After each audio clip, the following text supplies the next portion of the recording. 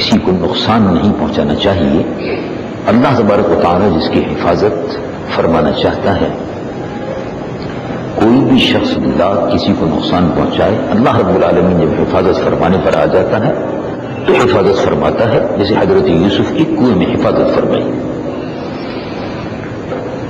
حضرت سیدنا یوسف علیہ نبینا علیہ السلام مصر کے بازار میں بک گئے اور عزیز مصر بادشاہ مصر ان کو لے کر اپنے گھر چلے گئے. ماشاءاللہ نوجوان ہوتے رہے، بڑے ہوتے رہے.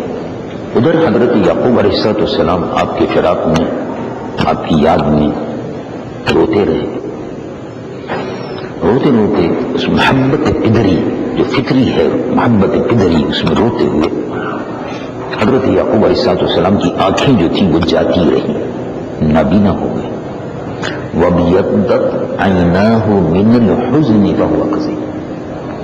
ان کی آنکھیں رنج، بھائیوں نے جو تکلیف یوسف علیہ السلام کو پہنچائی آپ کو باخبر تھے، لیکن اللہ رب العالمین کا حکم تھا تو صبر کیے ہوئے تھے. تو بھائیوں نے جو تکلیف پہنچائی، چھوٹے بھائی کو، بچے تھے، اس سے آپ کو تکلیف تھی، روتے بھی تھے، آنکھوں میں آنسو بھی تھے. وَبْيَضَّتْ عَيْنَاهُ مِنَ الْحُزْنِ فَهُوَ كَظِيمٌ. حضرت یعقوب علیہ السلام کی آنکھیں سفید ہو گئی، یعنی روشنی جاتی رہی، روتے روتے نابینا ہو گئے. ادھر وقت گزرتا رہا.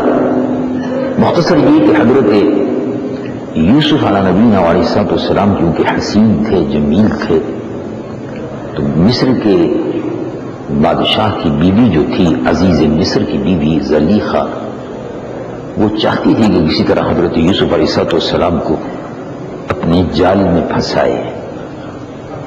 تو اس نے کوشش بہت کی لیکن کسی طرح سے موقع نہیں ملتا تھا. حضرت یوسف اس کے ہاتھ نہیں لگتے تھے، رہتے حالانکہ اسی محل میں رہتے تھے لیکن ہاتھ نہیں لگتے تھے، قابو میں نہیں آتے تھے.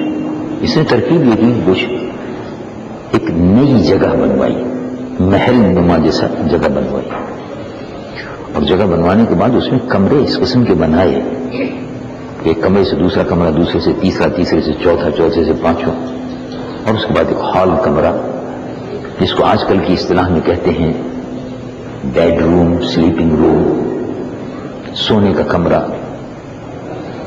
اب تو ماشاءاللہ مختلف اصطلاحات آ گئی ہیں، لانج، ٹی وی لانج باقاعدہ ہوتا ہے، کچن کا امریکن کچن ہوتا ہے. اس قسم کی اصطلاحات اب ماشاءاللہ پاکستانیوں میں بھی جاری ہو گئی ہیں، اور وہ انگریزی اور مغربی اور امریکی تہذیب کے اثرات جو ہیں وہ ہمارے گھروں میں بیڈ روم تک پہنچ گئے.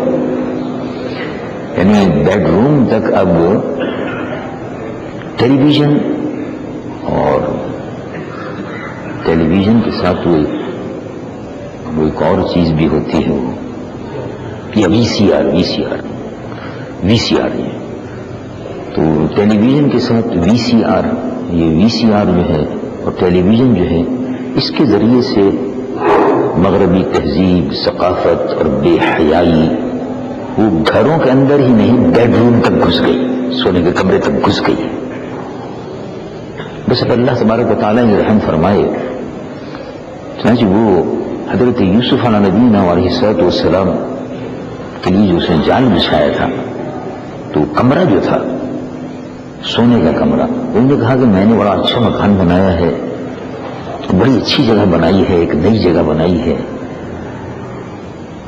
میرا دل چاہتا ہے آپ بھی اس کو دیکھ لیں. حضرت یوسف علیہ السلام کی دعوت تھی، اب انشاءاللہ اچھا دیکھ لیں گے. لے کے ان کو چلی، ایک کمرے سے دوسرا کمرہ، دوسرے سے تیسرا، تالے لگاتی چلی گئی. قرآن مجید فرقان حمید میں اللہ رب العالمین ارشاد فرماتا ہے واستبق الباب وقدت قمیصہ من دبر والف یا سیدہ علی الباب. پورا واقعہ قرآن مجید فرقان حمید میں. وہاں لے جا کر گئی اور حضرت یوسف علیہ نبینا علیہ السلام پر اس نے ہاتھ ڈالا، اپنی طرف ان کو کھینچنا چاہا. وراودته التي هو في بيتها عن نفسه وغلقت الابواب وقالت هيت لك قال معاذ الله انہ ربی احسن مثوایا انہ لا یفلح الظالمون ولقد ہمت به وہم بها لولا ان رأى برہان ربی.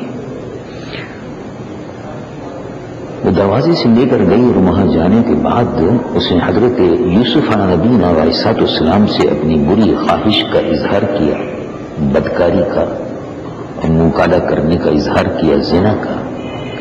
حضرت یوسف علیہ السلام نے فرمایا قال معاذ اللہ، میں خدا کی پناہ مانگتا ہوں.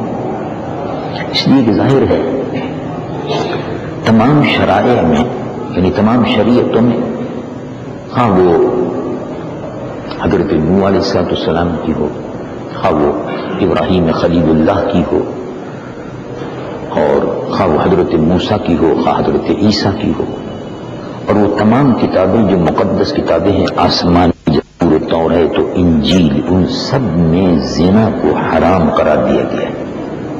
یعنی کسی بھی عورت کو بغیر نکاح کے جائز